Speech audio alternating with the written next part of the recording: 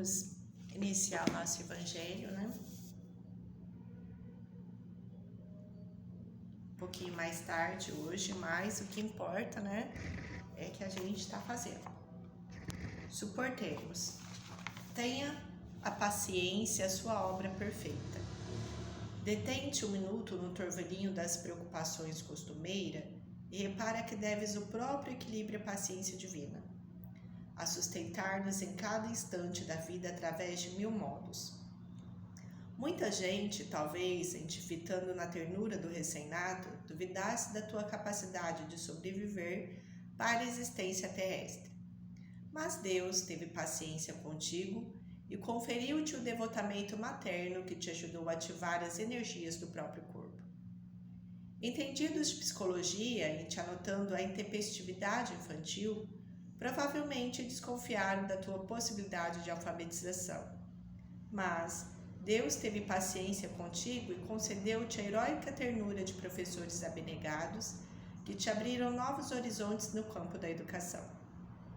E a paciência do Senhor cada dia permite, generosa, que tales plantas inermes, que te senhorias do suor e do sangue dos animais, que te apropries das forças da natureza e que te valhas indiscriminadamente do concurso dos semelhantes, para que te alimentes e mediques, restaures e instruas.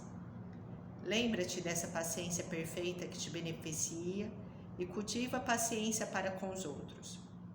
O companheiro cuja aspereza te ofende e o aprendiz cuja insuficiência te irrita são irmãos que te rogam cooperação e entendimento, e quantos te caluniam e apedrejem são doentes que te pedem simpatia e consolo. Mas para que colabores e compreendas, harmonizes e reconfortes, é necessário que a tolerância construtiva te alente os passos. À frente dos óbices de todo gênero, guarda a paciência que ajuda, e diante dos ataques de toda ordem, cultiva a paciência que esquece. Escuda-te, pois, na paciência para com todos, sem jamais te esqueceres de que a alegria dos homens é a paciência de Deus. Então, quer dizer, a gente tem que ir com calma, né? Essa calma, o que fala essa calma? É não ficar acerbada demais, né? Não ficar preocupada demais, não entrar em pânico muito cedo, né? E ter fé, né? É importante ter fé. Em vez de ser pessimista na vida, né? A gente precisa aprender a ser positiva na vida, né? Ser otimista na vida, né? Em vez de querer ser pessimista. Então vamos lá, vamos continuar o nosso evangelho. Bem-aventurados os aflitos. Que remédios, pois, poderíamos dar aos que foram atingidos por obsessões cruéis e males pungentes? Um só é infalível, a fé. Voltar os olhos para o céu. Se no auge de vossos mais cruéis sofrimentos cantardes em louvor ao Senhor, o anjo de vossa guarda vos mostrará o símbolo da salvação e o lugar que devereis ocupar um dia. A fé é o remédio certo para o sofrimento. Ele aponta sempre os horizontes do infinito, antes dos quais se esvaem os poucos dias de sombras do presente. Não mais nos pergunteis, portanto, qual o remédio que curará tal úlcera ou tal chaga, esta tentação ou aquela prova.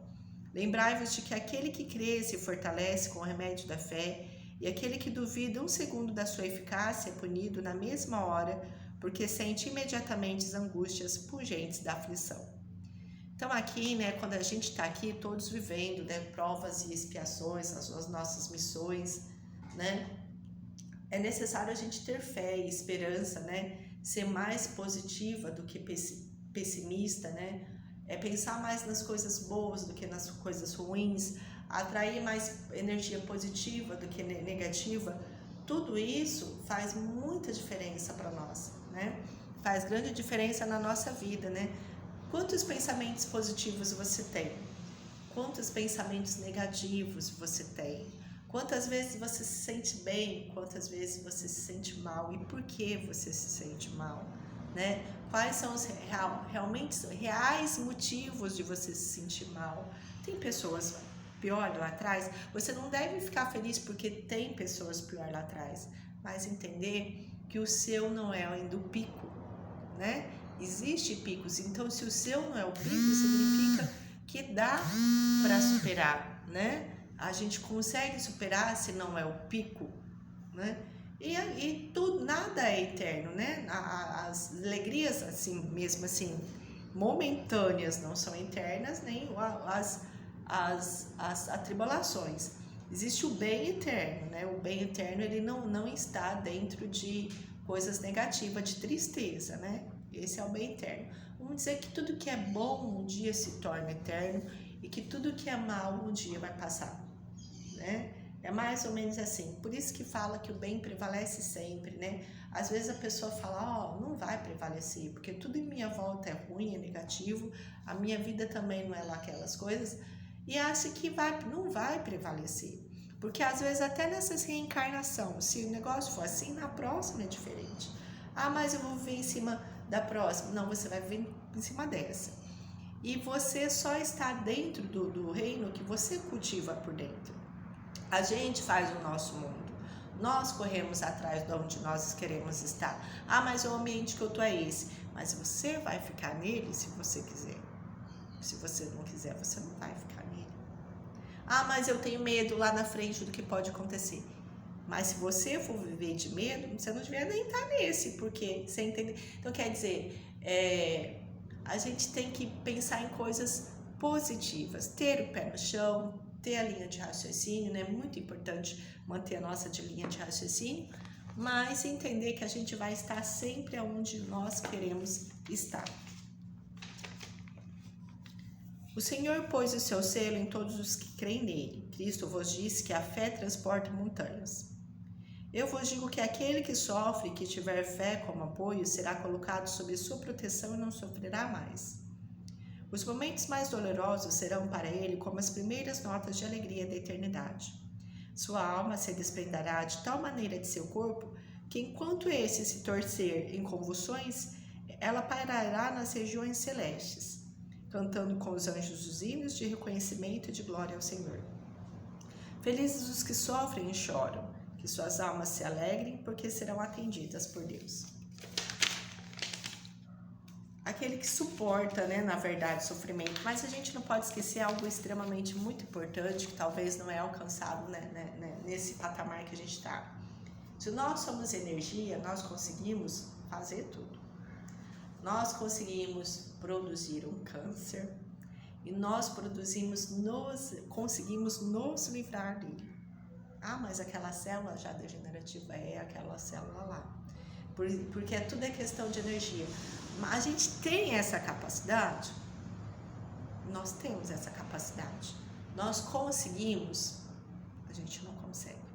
Por quê? Porque a gente não sabe como chegar, o que fazer. Mas a partir da hora que o nosso corpo é energia, a partir da hora que um instrumento consegue captar em nosso corpo o magnetismo, que é uma energia, então a nossa energia a gente pode jogar ela para coisas positivas ou coisas negativas. Podemos muito no nosso corpo, né? Podemos nos dar uma doença e podemos tirar uma doença, né? Só que a gente não está voltado psicologicamente a isso, nós estamos voltados a preocupações rotineiras do dia a dia, que é muito efêmera perto de certas coisas que nós conseguimos fazer. Então, quando Jesus disse, vós sois deuses, a gente não conseguiu entender. Quando ele diz, a fé transporta montanhas, a gente também não conseguiu entender. Porque a fé também, ele é um sentimento que produz também essa energia, que capta essa energia, essa força energética que a gente ainda não sabe o que fazer com ela, nem como fazer ela surgir, como mexer com ela. Mas assim, até o nosso pensamento capta energia, né? Você pode viver vivo ou morrer vivo, né? Dependendo de como você vibra, né? Então tudo vai depender realmente da gente. Mas depende daquele negócio que eu como, que eu bebo. Aquilo lá é substancial. Lógico que a gente tem um corpo, né? Esse corpo precisa de estar alimentando, né? Se alimentando. Mas a mente aqui, a vibração, ela não precisa, né? A energia não precisa de nada que é sólido, né? Só precisa de ligar na tomadinha. E você liga na tomadinha pelo encarnado pelo pensamento, desencarnada toda a energia, né? Então vamos parar e pensar nisso, porque isso é muito importante, né? Mas quase ninguém para e pensa nisso, né? A medicina, ela só aceita aquilo que a tecnologia vai trazendo aos poucos, né? Porque também é aquilo que ela não consegue chegar, né? Ela não consegue saber. Mas a partir da hora que a gente é energia, nós podemos muito, muito mesmo, né? Então, o pensamento é muito importante. Nossa companhia é nossos pensamentos. Vamos ter o nosso dia de acordo com o que nós buscarmos do nosso dia, né? O que você busca do seu dia, né? Você está atrás do que dele? É exatamente o que você vai ter, né? Então, vamos agradecer mais uma orientação de hoje. Muito obrigada, Senhor, pela orientação de hoje. Que seja feita sempre a vossa vontade, não a nossa. Iluminar os nossos pensamentos, os nossos corações e os nossos caminhos. E assim seja. Muito obrigada.